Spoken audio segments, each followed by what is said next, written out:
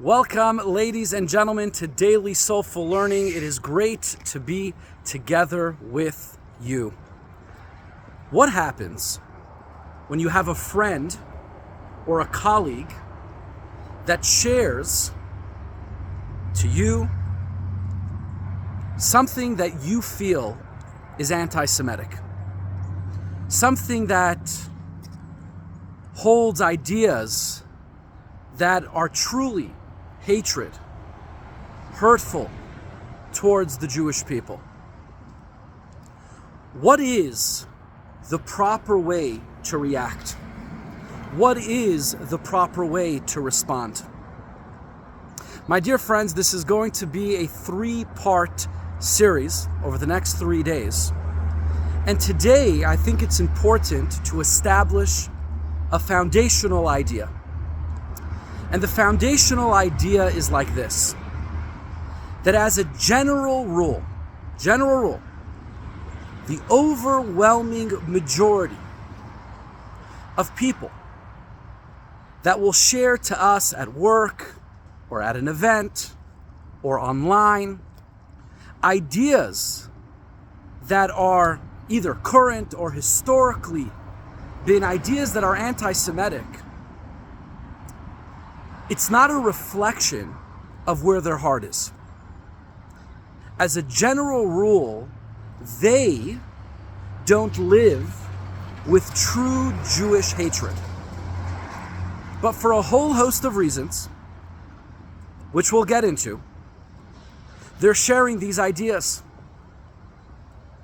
So the first foundational idea is as follows, is that we gain more by not first reacting emotionally and calling them out as being Jew haters, calling them out as being anti-Semites, calling them out and canceling them. Because as a general rule, that's not what's motivating their idea. That's not what's motivating what they just shared. And we gain more by remaining to have a positive view on them and to sit down and to talk and to discuss the ideas that they're sharing.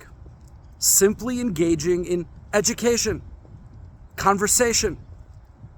And as a general rule, overwhelming majority of the time, the same person that shared ideas that were truly anti-Semitic, but as a result of good conversation and respect and exchange of ideas, as a general rule, these individuals become proponents of people that share ideas of goodness and kindness and love.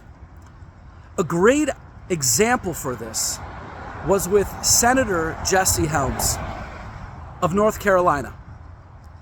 Jesse Helms would have been considered in the 80s an anti-Semite.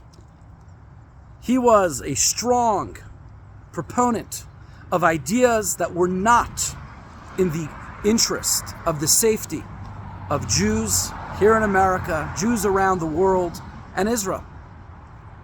And in the 1980s, he was invited to join a Jewish celebration that was hosted by Chabad. Alan Dershowitz saw this and he became very angry. And he wrote a long letter to the Rabbi. How can you allow Jesse Helms to be invited and to participate? How can we engage with such a person? We know this story because Alan Dershowitz shared the story. And he shared how he received an extremely respectful letter in response. And the Rebbe over there goes into much detail, but the driving idea is that as a general rule, when we push someone away, immediately a Cold War begins and no growth can come from it. Number 2, as a general rule, politicians look for a quick answer. At the end of the day, they're looking for votes. They're looking for staying in office.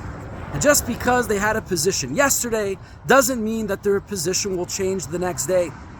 Truly highlighting how important relationships are, sharing of ideas. And of course, we all know what ended up happening with Jesse Helms. He became one of the greatest advocates for the Jewish community. And he became one of the greatest advocates for Israel, highlighting this idea that we should never underestimate the power of influence. So idea number one, we should not push people away initially. We should not engage in a Cold War. We gain more by not immediately calling a person an anti-Semite, engaging in a Cold War, but we gain more by first engaging in a positive conversation and continuing to see that person in a positive light. My dear friends, we're just getting started with this conversation and looking forward to continuing tomorrow. May we all have a blessed day.